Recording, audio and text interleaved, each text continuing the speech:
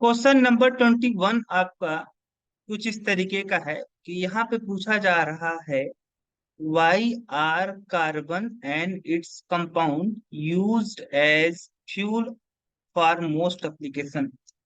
अधिकतर क्या होता है कि अ, हम लोग जो फ्यूल यूज करते हैं, जो मोस्टली जो फ्यूल हैं, जो आपकी ईंधन है, जिनके हेल्प से ईंधन क्या होते हैं, तो ऐसे सबस्टांस होते हैं जिसको जलाने पे क्या मिलता है, हीट एंड लाइट मिलता है ना। तो जो मोस्टली आपके फ्यूल हैं, जिनका एप्लीकेशन की बात अगर मैं करूं, फ्यूल का एप्लीकेशन तो बहुत ही है। फ्यूल के ही बेसिस पे ये दुनिया रन कर रही है। जिस देश के पास में फ्यूल जितना ज्यादा है, उतना ज्यादा वो देश आपका डेवलप है। तो मोस्टली जो फ्यूल हैं, वो जो फ्यूल होते हैं, वो फ्यूल कार्बन या इसके कंपाउंड ही क्यों होते हैं। यानी कहने का मतलब है कि जो फ्यूल हैं, वो फ्यूल जो होते हैं कार्बन से मिलकर के बने होते हैं, या कार्बन के कंपाउंड, कार्बन कंपाउंड। यही देखने को क्यों मिलता है कि जो फ्यूल होता है या तो कार्बन होता है, या तो कोई कार्बन का कंपाउंड ही क्यों होता है। तो ऐसा इसलिए क्योंकि जो कार्बन और जो कार्बन कार्बन जो बॉन्ड होता है, यानी कार्बन कार्बन जो बॉन्ड होता है, या कार्बन हाइड्रोजन जो बॉन्ड होता है, ये जो बॉन्ड है ना, दीज बॉन्ड, ये जो फ्यूल में पाए जाते हैं, कार्बन कार्बन के बीच में बॉन्ड या कार्बन हाइड्रोजन का जो बॉन्ड होता है, ये बॉन्ड जो होते हैं बहुत ज्यादा क्या होते हैं, this bond are very strong. ये बॉन्ड बहुत ज्यादा स्ट्रांग होते हैं, जिसकी वजह से जब आपका फ्यूल जलता है तो ये लार्ज अमाउंट में क्या होता है, हीट प्रोड्यूस होता है। तो इसका आंसर होगा mostly fuel, mostly fuel are made by the carbon और it's compound because the bond between carbon carbon and carbon hydrogen are very strong bond when combustion occurs। जब combustion होता है, when combustion occurs they produce a large amount of heat। जब ये आपका combustion होता है, combustion के दौरान क्या होता है, आपका कार्बन कार्बन के बीच में बॉन्ड आपका ब्रेक होता है, और साथ ही साथ जो कार्बन हाइड्रोजन बॉन्ड होता है, ये बॉन्ड भी आपका ब्रेक होता है। तो बॉन्ड ब्रेकिंग के दौरान जो एनर्जी यहाँ पे, हालांकि जो बॉन्ड ब्रेक होता है, तो बॉन्ड ब्रेकिंग के लिए क्या चाहिए, एनर्जी चाहिए। तो वो तो आपका उस हिसाब से तो एक्सोथर्मिक प्रोसेस होना चाहिए था। कैसा होना चाहिए था, सॉरी, इंडोथर्मिक प्रोसेस। यहाँ पे हीट तो जरूरी है आपका, इंडोथर्मिक रिएक्शन होना चाहिए था, लेकिन ऐसा नहीं होता है। कंबसन के दौरान तो हीट प्रोड्यूस होती है, यानी कंबंसन जो होता है वह तो एक्सोथर्मिक प्रोसेस होता है। तो अगर मान लो मैं मीथेन हूँ, है ना, अब इस मीथेन में अगर आप देखोगे, तो यहाँ पे जो कार्बन हाइड्रोजन बॉन्ड है, बॉन्ड आपका स्ट्रॉन्गर बॉन्ड है। अब जब एक कंबंसन होगा मीथेन का, तो क्या प्रोड्यूस होगा, कार्बन डाइऑक्साइड कुछ इस तरीके का, और साथ ही साथ आपका वाटर प्रोड्यूस होगा कुछ इस तरीके का। इसको बैलेंस करो, तो बैलेंस करने के लिए यहाँ पे हम दो लगा देंगे, यानी 2 वाटर मॉलिक्यूल यहाँ पे आपके प्रोड्यूस होंगे, है ना। और साथ ही साथ कितने ऑक्सीजन, 4 ऑक्सीजन हो जाएंगे, तो यहाँ पे मैं 2O2 कर दूंगा। तो देखो यहाँ पे कार्बन और हाइड्रोजन जो बॉन्ड था, जो स्ट्रॉन्ग बॉन्ड था, इस ये फ्यूल है आपका, इस फ्यूल में जो आपका कार्बन और हाइड्रोजन जो बॉन्ड है, ये बॉन्ड स्ट्रॉन्ग बॉन्ड है ना। यहाँ पे क्या बना है, कार्बन डबल बॉन्ड ऑक्सीजन। तो अगर बॉन्ड तोड़ने के लिए एनर्जी रिक्वायर्ड है, तो जो यहाँ पे बॉन्ड टूटने के बाद में जो कार्बन और ऑक्सीजन का जो बॉन्ड बन रहा है, ये बॉन्ड बनने के समय एनर्जी रिलीज होगी, है ना। तो यहाँ पे एनर्जी आपका रिक्वायर्ड है, इस वाले केस में left hand side energy required है, और इधर एनर्जी आपकी रिलीज हो रही है क्योंकि न्यू बॉन्ड बन रहे हैं। तो एनर्जी जो एनर्जी रिलीज होती है वो ज्यादा होती है in compare to energy required. इसीलिए यहाँ पे हीट, ओवरऑल हीट आपका क्या होता है, प्रोड्यूस होता है। तो इसका मेन रीजन है कि जो फ्यूल होते हैं वो कार्बन के बने होते हैं, या तो कार्बन के कंपाउंड के बने होते हैं, क्योंकि जो कार्बन कार्बन जो बॉन्ड होता है, या जो कार्बन हाइड्रोजन बॉन्ड होता है, ये बॉन्ड आपका स्ट्रॉन्गर बॉन्ड होता है, और जब ये जलता है, जब कंबंशन होता है इसका, तो ये लार्ज अमाउंट में क्या होता है, हीट प्रोड्यूस होता है। फिर अगला क्वेश्चन है आपका, explain the formation of scum. Scum कैसे बनता है, इसको मुझे समझाना है। और साथ ही साथ, हाँ, क्या बोल रहा है, explain the formation of scum when hard water is treated with soap, जब हार्ड वाटर को ट्रीट किया जाता है, ट्रीट करने का मतलब मिक्स किया जाता है, सोप हार्ड वाटर को मिक्स किया जाता है विथ सोप, यानी जब सोप जो होता है जब वह हार्ड वाटर के संपर्क में आता है तो किस तरीके से स्कम बनता है। We know that hardness of water are due to presence of calcium ion and magnesium ion. कोई वाटर आपका हार्ड होगा तो वो वाटर हार्ड इसलिए है क्योंकि उसमें क्या है प्रेजेंट आपका कैल्शियम आयन और मैग्नीशियम आयन आपका प्रेजेंट है। तो कोई आपका वाटर हार्ड है वो इसलिए हार्ड है क्योंकि उसमें क्या प्रेजेंट है कैल्शियम आयन या मैग्नीशियम आयन। ये जो सोप होता है अगर आप सोप का फार्मूला देखोगे तो सोप क्या होता है आपका हैवी कार्बोक्सिलिक एसिड का सोडियम साल्ट, है ना, ये आपका हैवी कार्बोक्सिलिक एसिड था, इसका हमने सोडियम साल्ट बना दिया। तो इसमें जो एनायनिक जो पार्ट है RCO निगेटिव चार्ज, ये जो एनायनिक पार्ट है ये एनायनिक पार्ट हार्ड वाटर में प्रेजेंट जो कैल्शियम आयन होता है उसके साथ में रिएक्ट करके क्या बना लेता है साल्ट बना लेता है ना। जैसे आप बात करोगे कैल्शियम एसिटेट क्या बना लेगा, अगर मान लो गलती से अगर हार्ड वाटर में आपका या तो कैल्शियम आयन प्रेजेंट होगा या तो मैग्नीशियम आयन प्रेजेंट होगा, अगर मान लो कैल्शियम आयन प्रेजेंट है तो कैल्शियम आयन इस सोप में, इस सोप के जो निगेटिव पार्ट है जो एनायन वाला पार्ट है, एनायन पार्ट है एक कैटायन पार्ट है, जो एनायन पार्ट है उसके साथ में कंबाइन करके एक आपका साल्ट बना लेगा कैल्शियम एसिटेट। और इस जो कैल्शियम एसिटेट है यह वाटर में क्या होता है इनसॉल्युबल होता है, क्या होता है इनसॉल्युबल, इनसॉल्युबल मतलब डिजोल्व नहीं होता, क्या नहीं होता भाई डिजोल्व नहीं होता।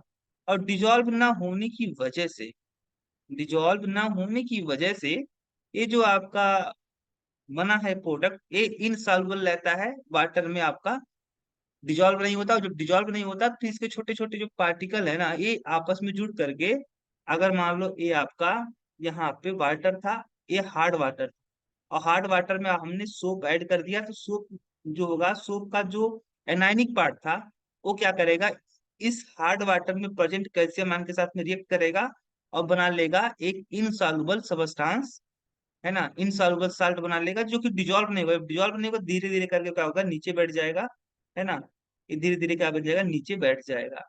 और जब ये नीचे बैठ जाएगा या इस वाटर में आपका सस्पेंडेड रहेगा, सस्पेंडेड का मतलब तैरता रहेगा, कौन तैरेगा भाई ये जो इनसॉल्युबल सबस्टांस है, तो इसमें क्या होगा आपका सस्पेंडेड होगा इनसॉल्युबल सबस्टांस। और इसी की वजह से आपका जो झाग होता है बहुत सारा जो सोप मटेरियल होता है वह तो आपका स्पॉइल हो गया खराब हो गया, क्या करने के लिए इस कैल्शियम के साथ में रिएक्शन में इसको बनाना चाहिए था, ये जो सोप का मॉलिक्यूल था इसको बनाना चाहिए था क्या मिसेल, मिसेल बनाना चाहिए था सफाई करने के लिए। जबकि उल्टा क्या हो गया भाई, उल्टा हो गया कि जो सोप था वो खर्च हो गया कैल्शियम के साथ में इनसॉल्युबल सबस्टांस बनाने में, जो कि क्या करता है अवरोध उत्पन्न करता है, यानी झाग बनाने में ये आपका बाधा उत्पन्न करता है, इस इसकी वजह से झाग नहीं बन पाता क्योंकि इनसॉल्युबल होता है। तो बहुत सारा सोप मटेरियल जो होता है आपका खर्च हो जाता है इस हार्ड वाटर में प्रेजेंट कैल्शियम आयन के साथ में रिएक्ट करने में, वो झाग नहीं बना पाता अच्छे से, इसीलिए सफाई अच्छे से नहीं हो पाती, है ना। तो ये इसका आंसर है भाई। अब आगे क्वेश्चन की तरफ हम मूव करते हैं। क्या रहा कि what change will you observe if you test soap with litmus या रेड आर ब्लू, है ना, क्या होगा अगर आप क्या करते हो सोप को, सोप सोप सोल्यूशन को आप टेस्ट करते हो किसके साथ में, सोप सोल्यूशन को अगर आप टेस्ट करते हो लिटमस पेपर के साथ में, तो जो सोप का सोल्यूशन होता है आपको पता ही है सोप जो होता है वह हैवी कार्बोक्सिलिक एसिड का सोडियम साल्ट होता है। और चूंकि इसका अगर पेरेंट एसिड देखोगे तो पेरेंट जो एसिड है वह कार्बोक्सिलिक एसिड है, एक हैवी कार्बोक्सिलिक एसिड है। और जो इसका बेस है पेरेंट बेस वह क्या है सोडियम हाइड्रोक्साइड है। और जो कार्बोक्सिलिक एसिड होता है वह वीक एसिड होता है और जो सोडियम हाइड्रोक्साइड होता है वह स्ट्रॉन्ग बेस होता है। तो इस हिसाब से अगर आप बात करना स्टार्ट करोगे तो चूंकि इसका देखो पेरेंट एसिड और पेरेंट बेस जब आपने देख लिया तो उसमें आप देखो कि पेरेंट एसिड स्ट्रांग है कि पेरेंट बेस स्ट्रांग है। तो यहाँ पे आपका जो पेरेंट एसिड था वह वीक था और जो पेरेंट बेस था वह स्ट्रांग था। तो अगर मैं पूछूं कि वीक और स्ट्रांग में अगर लड़ाई हो तो कौन जीतेगा? स्ट्रांग वाला। और स्ट्रांग वाला पोर्शन कौन था? बेसिक पोर्शन वाला, यानी पेरेंट बेस जो था वो स्ट्रांग था। तो यानी अब देखो, जो आपका जीतेगा उसी का नेचर का जो एक साल्ट होगा वही इस साल्ट के एक्वस सॉल्यूशन का नेचर होगा। तो इसका मतलब हुआ कि जो पेरेंट बेस अगर आपका स्ट्रॉन्ग बेस था तो इसका जो साल्ट होगा, इस साल्ट का जो एक्वस सॉल्यूशन होगा वो भी क्या होगा? आपका बेसिक नेचर का होगा। किस नेचर का होगा? बेसिक नेचर का होगा। तो इस हिसाब से बात करोगे तो जो सोप का सॉल्यूशन होगा वह किस नेचर का होगा? सोप सॉल्यूशन ये बेसिक नेचर का होगा। बेसिक नेचर के, है ना, बेसिक नेचर का होगा। अब जो बेसिक नेचर का होगा, तो अगर आपका ब्लू लिटमस पेपर होगा तो ब्लू लिटमस पेपर जो होगा अगर सोप के सोल्यूशन में डिप किया जाएगा तो जारी सी बात है बेसिक सोल्यूशन में आपका, सॉरी ब्लू नहीं, ब्लू पे कोई फर्क नहीं डालेगा क्योंकि बेसिक नेचर है इसके सोल्यूशन का। हाँ, अगर आपका रेड लिटमस पेपर डिप किया जाएगा बेसिक सोल्यूशन में तो किस कलर का हो जाएगा? ब्लू कलर का हो जाएगा। तो इसका मतलब हुआ कि सोप के सोल्यूशन में, अगर सोप के सोल्यूशन को अगर मैं ड्रॉप वाइज पोर्ड करूं, ऐड करूं, मतलब गिराऊं लिटम रेड लिटमस पेपर पे, जो रेड लिटमस पेपर होगा वो ब्लू में चेंज हो जाएगा। अच्छा, कहा तो व्हाट इज हाइड्रोजनेशन? हाइड्रोजनेशन क्या होता है? तो हाइड्रोजनेशन और इसका इंडस्ट्रियल एप्लीकेशन क्या है? हाइड्रोजनेशन का मतलब होता है हाइड्रोजन का एडिशन। तो यहाँ पे हाइड्रोजन है ना, हाइड्रोजन वर्ड आया है, हाइड्रोजन। और हाइड्रोजिनेशन इसका मतलब हुआ हाइड्रोजन का एडिशन।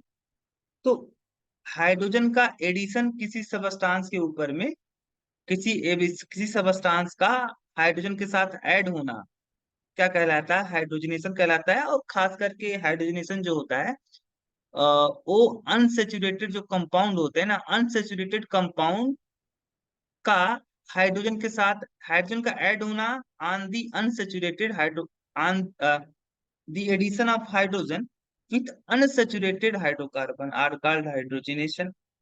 अनसेचुरेटेड हाइड्रोकार्बन के साथ में हाइड्रोजन का ऐड होना, जैसे मान लो कोई आपका अनसेचुरेटेड कंपाउंड, मान लो कोई एल्कीन है, कुछ इस तरीके का आपका कोई एल्कीन है। अब इस एल्कीन के ऊपर हाइड्रोजन का अगर ऐड है, जो हाइड्रोजन है आपका H2 मॉलिक्यूल, ये जाकर के यहाँ पे अगर ऐड हो जाए, ये हाइड्रोजन यहाँ पे जाके जुड़ जाए, ये वाला हाइड्रोजन यहाँ पे जाके जुड़ जाए, तो अगर कुछ इस तरीके का होता है भाई, तो मेरा क्या होगा? यहाँ पे हाइड्रोजन ऐड हो जाएगा, यहाँ पे हाइड्रोजन ऐड हो जाएगा, ये जो डबल बॉन्ड था, जो पाई बॉन्ड था, ये पाई बॉन्ड ब्रेक होगा। और यहाँ पे एक इलेक्ट्रॉन इस कार्बन के पास चला जाएगा, इस पाई बॉन्ड का, एक इलेक्ट्रॉन इसके पास चला जाएगा, ए बॉन्ड टूटेगा, इस एक इलेक्ट्रॉन इसके पास चला जाएगा, एक इलेक्ट्रॉन इसके पास चला जाएगा। और एक इलेक्ट्रॉन, एक कार्बन इसके पास आ गया, एक इलेक्ट्रॉन इसके पास है, दोनों एक एक इलेक्ट्रॉन का शेयरिंग करके यहाँ पे बॉन्ड बना लेंगे। और इसी तरीके से हम हाल यहाँ पे होगा। तो यहाँ पे देखो, आपने देखा कि हाइड्रोजन की एडिशन से क्या हुआ कि जो अनसेचुरेटेड कंपाउंड था उस सेचुरेटेड फॉर्म में चेंज हो गया। तो हम कह सकते हैं कि भाई हाइड्रोजन का ऐड होना with unsaturated compound are called hydrogenation. और हाइड्रोजनेशन का सबसे बेस्ट एग्जांपल ये है कि इसका जो एप्लीकेशन है कि हम लोग हाइड्रोजनेशन का कॉन्सेप्ट यूज करके क्या करते हैं, जो आपका घी है ना, घी, घी को अगर हम हाइड्रोजन के साथ में, हाइड्रोजन गैस को अगर मैं घी में पास आउट कर दूं और साथ ही साथ एक कैटलिस्ट की भी मुझे जरूरत पड़ेगी, दैट इज प्लेटिनियम, प्लेटिनियम या निकल ले लो, या आप ले लो, लेना चाहते हो तो प्लेटिनम ले लो। तीनों में से कोई भी एक आप मेटल ले सकते हो। तो मेटल के सरफेस पे घी का हाइड्रोजन के साथ ऐड होना क्या कहलाता है? हाइड्रोजनेशन। और इस प्रोसेस में आपका क्या होगा? जो घी होगा वह कन्वर्ट हो जाएगा वेजिटेबल घी में, वेजिटेबल वेजिटेबल घी में, है ना, वेजिटेबल घी में क्या हो जाएगा? चेंज हो जाएगा। इसे आप क्या बोलते हो? डालडा, है ना, डालडा, या नेचुरल ऑयल, या ऑयल भी बोल सकते हो। ऑयल जो होता है आपका, चाहे मूंगफली का ऑयल हो, वो क्या होता है? मूंगफली का ऑयल जो होता है, कोई भी ऑयल हो, जो ऑयल होते हैं वह होते हैं अनसेचुरेटेड। क्या होते हैं? अनसेचुरेटेड। अब अनसेचुरेटेड अगर हैं तो हाइड्रोजन तो जाके वहां पे ऐड होगा, क्योंकि अनसेचुरेशन में क्या होगा? आपका डबल बॉन्ड या ट्रिपल बॉन्ड प्रेजेंट होगा। तो डबल बॉन्ड या ट्रिपल बॉन्ड वाला जो पोजीशन होगा वहां पे जाकर हाइड्रोजन तो ऐड होना ही होना है। तो जब हाइड्रोजन जाके ऐड होगा तो ये आपका जो अनसेचुरेटेड ऑयल था वो सेचुरेटेड में चेंज हो जाएगा, उसे हम क्या बोलेंगे, वेजिटेबल घी। क्या बोलेंगे, वेजिटेबल घी। वेजिटेबल ऑयल से हम लोग वेजिटेबल घी बनाते हैं, यही इसका एप्लीकेशन है। सबसे बेस्ट एप्लीकेशन है, तो बहुत सारे एप्लीकेशन। चलो आगे की तरफ मूव करते हैं। कह रहा which of the following which of the following hydrocarbon undergo addition reaction, है ना, अंडरगो एडिशन रिएक्शन। देखो एक कंपाउंड आपका C2H6 है, C2H6 का मतलब हुआ आपका इथेन। इथेन क्या है आपका, सेचुरेटेड है, तो ये तो नहीं देगा। सेचुरेटेड हाइड्रोकार्बन कभी भी हाइड्रोजन के साथ ऐड नहीं होते हैं, क्योंकि हाइड्रोजन तब तो ऐड होगा जब आपका कंपाउंड में डबल बॉन्ड या ट्रिपल बॉन्ड प्रेजेंट होगा। तो इथेन में तो ऐसा कुछ है ही नहीं है। यहाँ पे तो केवल और केवल कार्बन कार्बन के बीच में सिंगल बॉन्ड प्रेजेंट है। हाँ, C3H8 ये प्रोपेन है आपका। प्रोपेन भी का सेचुरेटेड होता है, ये भी नहीं देगा। C3H6, हाँ, C3X का मतलब प्रोपीन, और जो प्रोपीन होता है वह इसमें डबल बॉन्ड प्रेजेंट होता है। डबल बॉन्ड प्रेजेंट होगा तो ये आपका हाइड्रोजनेशन देगा। ये क्या है आपका, इथाइन है। और इथाइन भी क्या होता है आपका, अनसेचुरेटेड होता है। तो अनसेचुरेटेड होने की वजह से ये भी आपका हाइड्रोजन के साथ में एडिशन देगा। और यहाँ पे मीथेन, मीथेन तो भाई आपका सेचुरेटेड है। तो आपका यहाँ पे केवल दो कंपाउंड होंगे जो हाइड्रोजन के साथ में एडिशन रिएक्शन देंगे, that is propene and ethyne. आपका अगला है कि यहाँ पे क्या है, give a test that can be use to differentiate chemically between the butter and cooking oil.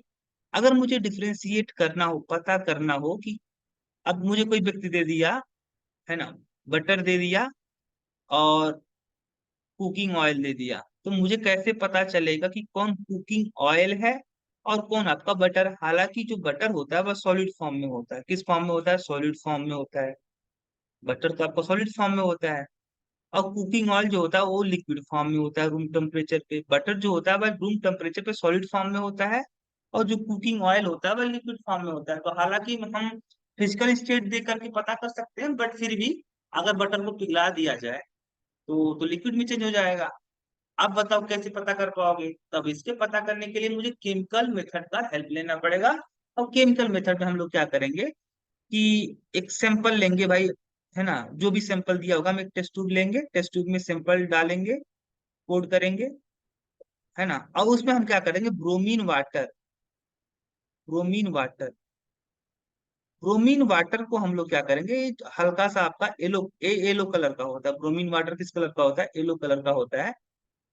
और ब्रोमीन वाटर जो येलो कलर है, अगर ये येलो कलर आपका क्या हो गया, गायब हो गया, थोड़ा सा मिलाएंगे ब्रोमीन वाटर को, है ना, और फिर से थोड़ा सा सेक कर देंगे। सेक करने पे अगर ऐसा होता है कि आपका जो कलर है इसका, मतलब ये जो कलर था येलो, ये डिसअपियर हो जाता है, इसका मतलब डीकलराइज हो जाना। डीकलराइज का मतलब कलर उड़ जाना, कलर डिसअपियर हो जाना। अगर आपका ब्रोमीन वाटर का कलर डीकलराइज हो जाता है, मतलब रंग उड़ जाता है या रंग डिसअपियर हो जाता है, तो ऐसे केस में हमारा जो होगा वो ऑयल होगा। अगर नहीं ऐसा होता है तब फिर हमारा क्या होगा, बटर होगा, है ना। यानी जो बटर होते हैं वह ब्रोमीन वाटर का रंग जो होता है वो, ब्रोमीन वाटर जो होता है उसका रंग जो होता है डिकलराइज नहीं होता है in the case of butter. और ऑयल के केस में क्या होगा आपका, डिकलराइज हो जाएगा, क्योंकि ऑयल जो होते हैं वह अनसेचुरेटेड आपके हाइड्रोकार्बन होते हैं, अनसेचुरेटेड आपके ट्राइग्लिसराइड्स होते हैं, ट्राइग्लिसराइड्स, ट्राइग्लिसराइड्स, है ना, अनसेचुरेटेड ट्राइग्लिसराइड्स होते हैं। तो भाई इस तरीके से हम पता कर सकते हैं। और यहाँ पे कह रहा है explain the mechanism of cleaning action of soap. Soap का क्लीनिंग एक्शन मुझे दिखाना है। तो ये तो ऑलरेडी हम इस क्वेश्चन को सॉल्व कर चुके हैं भाई, कि इसमें हाइड्रो आपका जो सोप होता है, सोप में दो पार्ट होता है, हाइड्रोफोबिक, हाइड्रोफिलिक। हाइड्रोफोबिक जो पार्ट होता है वह डर्ट के साथ में जाके चिपक जाता है, डर्ट से प्रेम करता है। और जबकि आपका जो पोलर पार्ट होता है सोप में, वह हाइड्रोफिलिक होता है, वह वाटर से प्रेम करता है।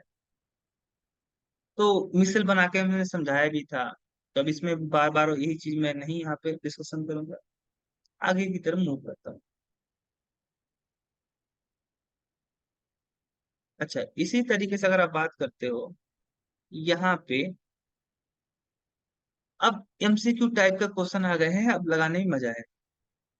आपका है, carbon exist in atmosphere in the form of, carbon जो होता है वह एटमॉस्फियर में पाया जाता है, लेकिन कार्बन जो होता है उस समय जो कार्बन होता है वह किस फॉर्म में पाया जाता है, तो कंपाउंड के फॉर्म में पाया जाता है। किस फॉर्म में? कंपाउंड के फॉर्म में। जैसे एटमॉस्फियर में कार्बन पाया जा रहा है, लेकिन कार्बन जो है वो कार्बन डाइऑक्साइड के फॉर्म में है। अकेले तो कार्बन है नहीं, एलिमेंट के फॉर्म में तो है नहीं। कार्बन जो है वो ऑक्सीजन के साथ में कंपाउंड बना के रखा हुआ है। इसका मतलब कंबाइंड स्टेट में पाया जा रहा है। किस स्टेट में? कंबाइंड स्टेट में, है ना। तो आपका यहाँ पे carbon monoxide in trace and carbon dioxide, जो कार्बन मोनोऑक्साइड के फॉर्म में और कार्बन डाइऑक्साइड के फॉर्म में आपका, ये दोनों गैसेज है ना, तो दोनों पाए जाएंगे यहाँ पे। ट्रेस का मतलब थोड़ी मात्रा में आपका कार्बन मोनोऑक्साइड और ज्यादा मात्रा में कार्बन डाइऑक्साइड आपका प्रेजेंट होता है। ठीक है, which of the following statement are usually correct for the carbon compound, carbon compound के केस में कौन सा स्टेटमेंट सही है? पहला, कार्बन कंपाउंड के बारे में बोल रहा है। कार्बन के जो कंपाउंड होते हैं वो कोवैलेंट कंपाउंड होते हैं। क्यों? क्योंकि मुझे पता है, क्या पता है भाई? मुझे पता है कि जो कार्बन होता है वह अपना ऑक्टेट कंप्लीट करता है by the sharing of electron, और जहां पे इलेक्ट्रॉन का शेयरिंग होगा वहां पे कौन सा बॉन्ड बनेगा? Covalent bond. और ऐसा कंपाउंड जिसमें कोवैलेंट बॉन्ड पाया जाता है, ऐसे कंपाउंड को हम लोग क्या बोलते हैं? Covalent compound. क्या बोलते हैं? कोवैलेंट कंपाउंड, है ना। क्या बोलते हैं? कोवैलेंट कंपाउंड बोलते हैं।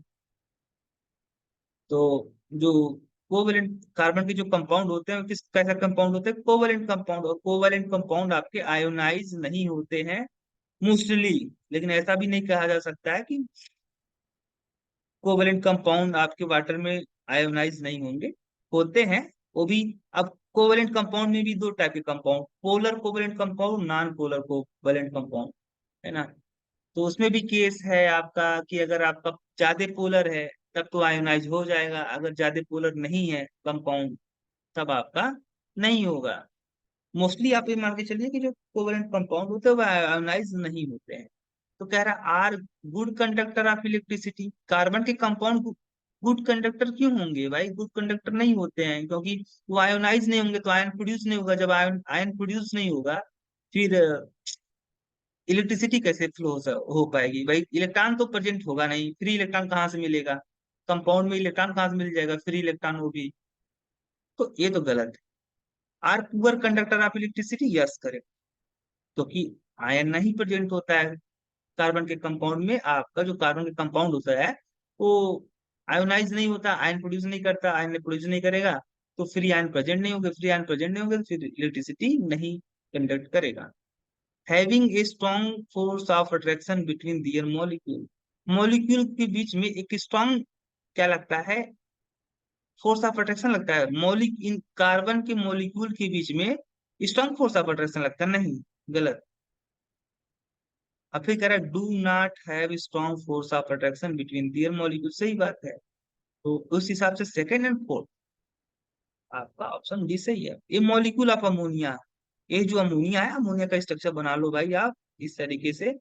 नाइट्रोजन के वैलेंस शेल में 5 इलेक्ट्रॉन होते हैं, 3 इलेक्ट्रॉन तो चले गए बॉन्ड बनाने में, 2 इलेक्ट्रॉन बचा है आपका यहाँ पे इस तरीके से। तो यहाँ पे आपका कितने हैं? 3 सिग्मा बॉन्ड, नहीं, क्या है? 1 सिंगल बॉन्ड नहीं, 1 डबल बॉन्ड। डबल बॉन्ड कहाँ से आ गया? 1 ट्रिपल बॉन्ड। यहाँ पे 2 double bond and 1 single bond. Double bond तो आ ही नहीं सकता है। 2 डबल बॉन्ड कहाँ से आ गया? यहाँ पे ऑप्शन थोड़ा सा मिसमैच कर दिया है भाई। यहाँ पे लिखना चाहिए था सिंगल, नहीं, यहाँ पे ट्रिप, वहां पे लिखना चाहिए था 3 सिंगल बॉन्ड। आंसर में लिखना चाहिए था 3 सिंगल बॉन्ड। 3 क्या है आपके? Single bond present. यहाँ पे ऑप्शन हो जाता है कभी कभी मिस प्रिंटिंग। कह रहा book minister fluorine is an allotropic form of book minister. Book minister fluorine है ना। कार्बन की आप जानते हो, कार्बन जो होता है वह नेचर में दो फॉर्म में पाया जाता है, एक क्रिस्टलाइन फॉर्म में और एक आपका एमॉर्फस फॉर्म में। क्रिस्टलाइन फॉर्म देखोगे तो क्रिस्टलाइन फॉर्म में कार्बन 3 ग्रुप में पाया जाता है, एक आपका डायमंड, ग्रेफाइट और फ्लोरीन, है ना। फ्लोरीन भी पाया जाता है, फ्लोरीन का हम लोग ग्रेफाइट के हेल्प से फ्लोरीन बना सकते हैं। फ्लोरीन क्या बना सकते हैं? बना सकते हैं ग्रेफाइट की हेल्प से। ग्रेफाइट को हम चेंज कर सकते हैं। तो ये जो फ्लोरीन आपका नाम पड़ा है, कार्बन का एक एलोट्रॉप है जो कि नाम पड़ा है, एक अमेरिकन आर्किटेक्ट एक थे, अमेरिकन आर्किटेक्ट आर्किटेक्ट थे, आर्किटेक्ट, उनके नाम पे, उनके सम्मान में इस एलोट्रॉप का नाम पड़ा है।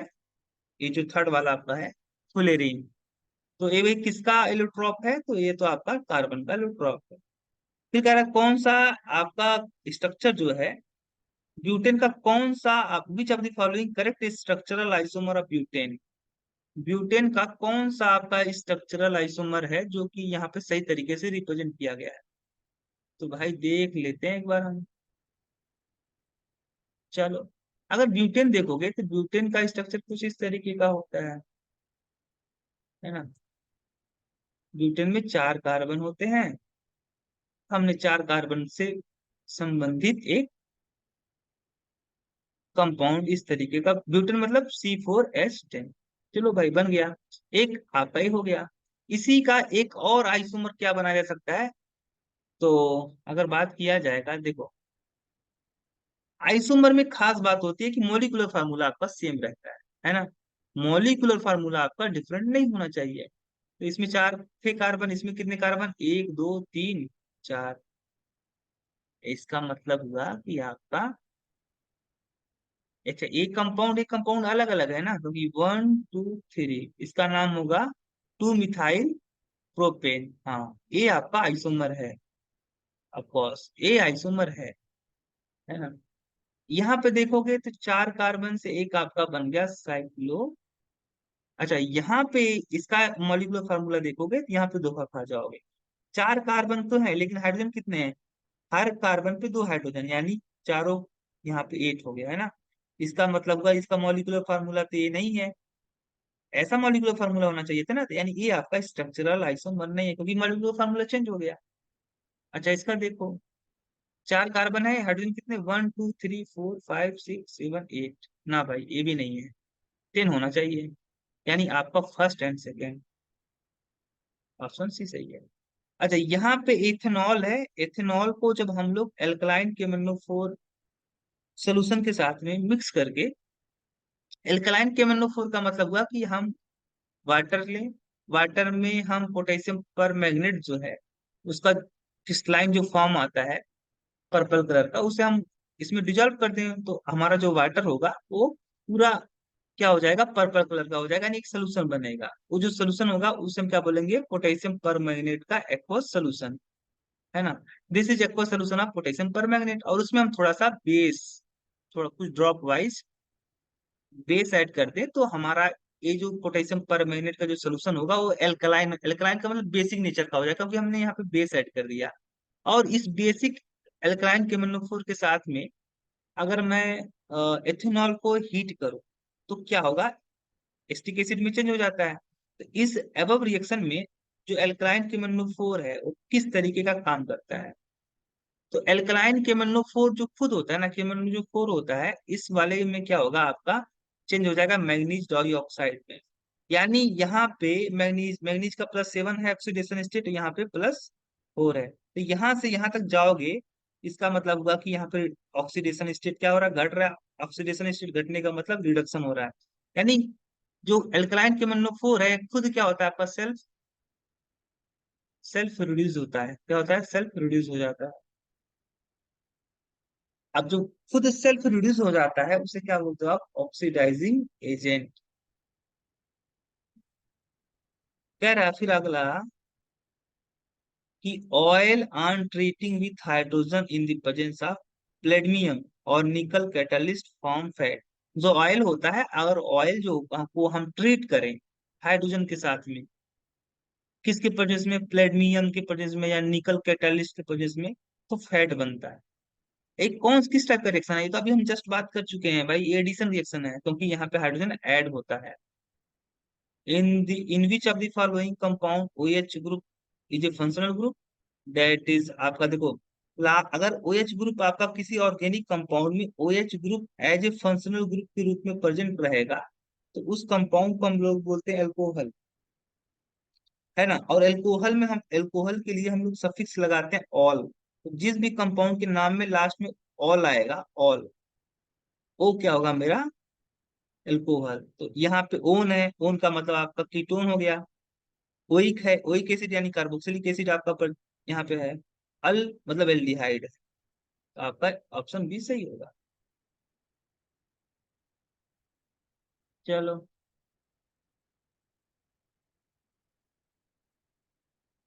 अगले क्वेश्चन की तरफ मूव करते हैं। तो कह रहा है the soap molecule has a hydrophilic head. ये जो सोप होता है, सोप ना, सोप में सोप का स्ट्रक्चर देखोगे तो कुछ इस तरीके का होता है।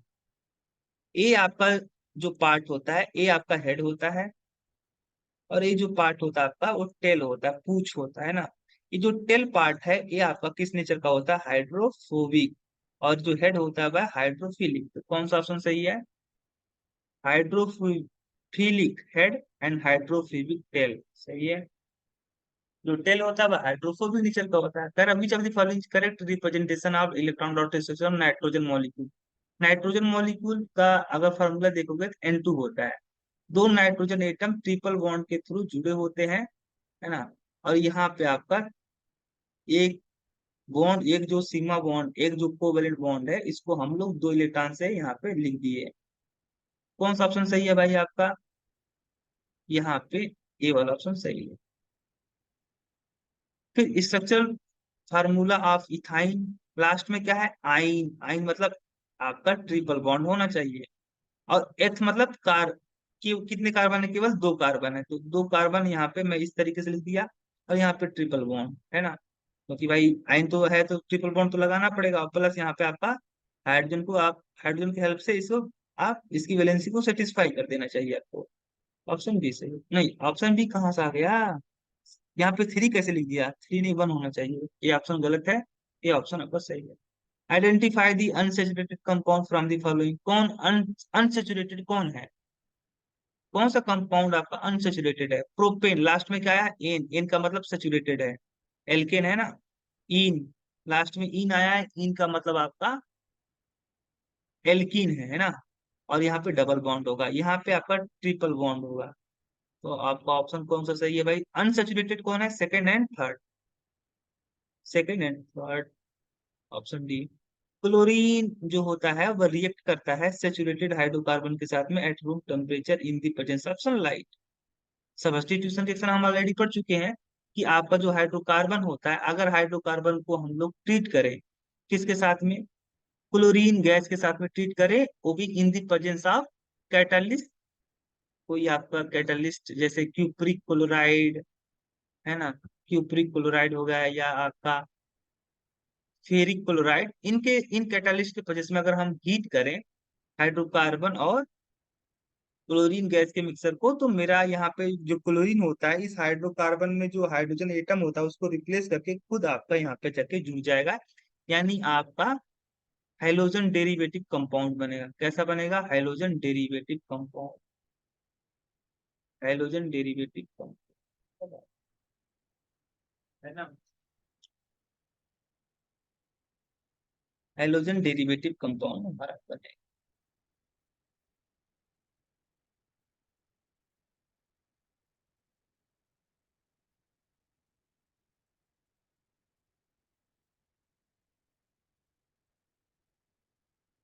तो कहाँ था मैं, इन दी परचेस ऑफ सनलाइट, है ना।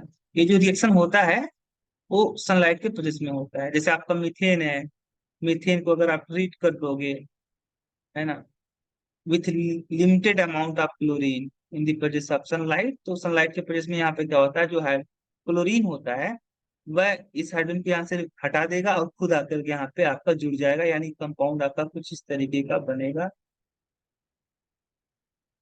यहाँ पे क्लोरीन आ जाएगा, है ना। एक हाइड्रोजन आपका रिप्लेस हो जाएगा बाई क्लोरीन और यहाँ पे HCl बनेगा। तो ये आपका यहाँ पे, ये है आपका किस टाइप का रिएक्शन। इस रिएक्शन में एक जो इस कंपाउंड का एक जो हिस्सा था, हाइड्रोजन, वो सबस्टिट्यूट हो गया है। सबस्टिट्यूट मतलब प्रतिस्थापित हो गया, मतलब उसके जगह पे कोई और आ गया भाई। किसके साथ सबस्टिट्यूट हुआ, क्लोरीन के साथ में। तो so this reaction is substitution reaction. अच्छा, इन दी सोप मिसल, जो सोप मिसल में क्या होता है कि आयनिक जो इंड होता है soap is on the surface of cluster, while the carbon chain is the interior of the cluster। मिसल का फॉर्मेशन करते समय हमने दिखाया था कि आपका डट पार्टिकल है, डट पार्टिकल के साथ में आपका हाइड्रोफोबिक जो पार्ट होता है वह अटैच होता है ना। और जो पोलर पार्ट होता है वह किसके साथ में होता है, आपका वाटर के साथ में आपको होता है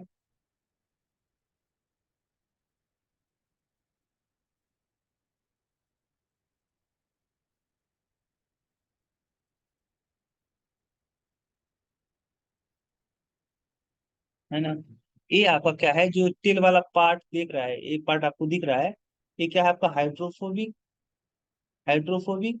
और ये वाला जो पार्ट आपको दिख रहा है ऐसे सब जगह पे होगा, ये वाला पार्ट आपका यहाँ पे सारे यहाँ पे कॉर्नर पे होगा। ये आपका हेड पार्ट है ना। यानी जो हाइड्रोफोबिक पार्ट है वो देखो अंदरूनी भाग में है, अंदरूनी भाग में है। और जो आपका हाइड्रोफिलिक पार्ट है वो इस क्लस्टर के, इस गुच्छे के बाहरी सतह पे कौन है आपका, हाइड्रोफिलिक पार्ट।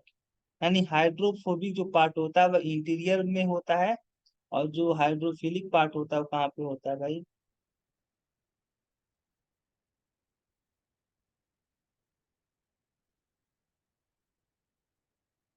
है ना। और जो आपका हाइड्रोफिलिक पार्ट होता है वो कहाँ पे होता है, एक्सटीरियर पार्ट पे होता है। तो ऑप्शन ए सही है।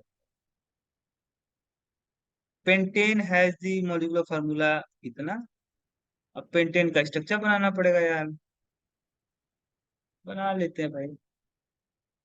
5 कार्बन पेंटेन में, है ना, पांचों कार्बन को हम लोग सिंगल बॉन्ड के थ्रू जोड़ते चले गए। और बाकी जो आपका बचा, इसकी वैलेंसी उसको हम हाइड्रोजन से बैलेंस कर देंगे। मुझे ध्यान में रखना पड़ेगा कि हाइड्रोजन की जो वैलेंसी है 4 होती है, बस 4 की वैलेंसी मुझे पूरी करनी है ना। इसमें कितने आपके सिग्मा बॉन्ड है भाई, कितने सिंगल बॉन्ड है, 1 2 3 4 5 6 7 8 9 10 11 12 13 14 15 16। 16 आपके क्या है, सिंगल बॉन्ड है, कोवेलेंट बॉन्ड है, ये वाला। अच्छा, बेंजीन का स्ट्रक्चर कौन सा आपका सही है। बेंजीन का तो भाई स्ट्रक्चर आप जब देखोगे, एक तीनों क्वेश्चन लगा लेते हैं उसके बाद हम अपना बाद में करेंगे। बेंजीन का स्ट्रक्चर इस तरीके का होता है, बहुत फेमस है भाई आपका। जितने भी एरोमेटिक कंपाउंड है, एरोमेटिक कंपाउंड का फाउंडेशन ही आपका क्या है, बेंजीन है। यहाँ पे कार्बन, कार्बन कार्बन के बीच में क्या होता है, ट्रिपल बॉन्ड, है ना। ये वाला ऑप्शन आपका सही है। ये जो कॉर्नर है आपका दिखाई पड़ रहा है, यहाँ पे कार्बन है, हर कॉर्नर पे क्या है, कार्बन है। और बाकी वैलेंसी आप हाइड्रोजन से बैलेंस कर लो। यहाँ पे हर कॉर्नर पे आपका कार्बन के साथ में एक हाइड्रोजन अटैच होगा। यहाँ पे देख सकते हो कार्बन कार्बन के बीच में क्या है, डबल बॉन्ड, है ना। यहाँ पे इस कॉर्नर पे है ये नहीं था, यहाँ पे दो, हर एक कॉर्नर पे एक ही हाइड्रोजन होगा भाई, दो कहाँ से आ गया। यहाँ पर भी दो कर दिया, यहाँ पे दो कर दिया गलत। यहाँ पे हर कॉर्नर पे आपका हर कार्बन के साथ में एक हाइड्रोजन अटैच होगा। इथेनॉल जो होता है वह सोडियम के साथ रिएक्ट करता है और बनाता है टू प्रोडक्ट भाई, इथेनॉल। चलो, इथेनॉल का सोडियम के साथ में रिएक्शन करवाओ, है ना। जब सोडियम रिएक्ट करेगा इसके साथ में तो बनाएगा सोडियम इथॉक्साइड, और साथ ही साथ आपका हाइड्रोजन गैस प्रोड्यूस होगा, है ना। सोडियम सोडियम इथोनोएट, सोडियम इथॉक्साइड और ऑक्सीजन कहाँ से आ गया, ऑक्सीजन कहाँ से आ गया, हाँ यहाँ पे सोडियम इथॉक्साइड बनेगा और हाइड्रोजन बनेगा, है ना। इसका नाम है सोडियम इथॉक्साइड। फिर correct structural formula butanoic acid, butanoic acid last में क्या आया है, ओइक एसिड, इसका मतलब आपका carboxylic acid functional group present रहेगा। तो कार्बोक्सिलिक एसिड किसमें है भाई, और ब्यूटेन ब्यूटेन ब्यूटेन का मतलब आपका हो गया चार कार्बन, है ना, कितने कार्बन, चार कार्बन। तो ये तो आपका एल्कोहल है क्योंकि इसमें OH है, ये भी आपका एल्कोहल है। ये आपका यहाँ पे एक दो तीन चार, अच्छा यहाँ पर भी तो आपके चार कार्बन प्रेजेंट थे, लेकिन यहाँ पर कार्बन कार्बन की डबल बॉन्ड लगा दिया, ये गड़बड़ क्या है ना। ब्यूट, ब्यूट तो आपका वर्ड रूट में आ गया, और एन है ना, यहाँ पे एन का मतलब आपका एक ऐसा है, ये आपका एन किसके लिए लगता है भाई, एन, एन तो आपका एल्किन के लिए लगता है, एल्किन के सफिक्स के रूप में आपका लगता है एन, है ना। और एन लगने से पता चला कि आपका सेचुरेटेड है, क्या है, सेचुरेटेड है। तो यहाँ पे डबल बॉन्ड तो हो ही नहीं सकता, तो ऑप्शन डी सही होगा।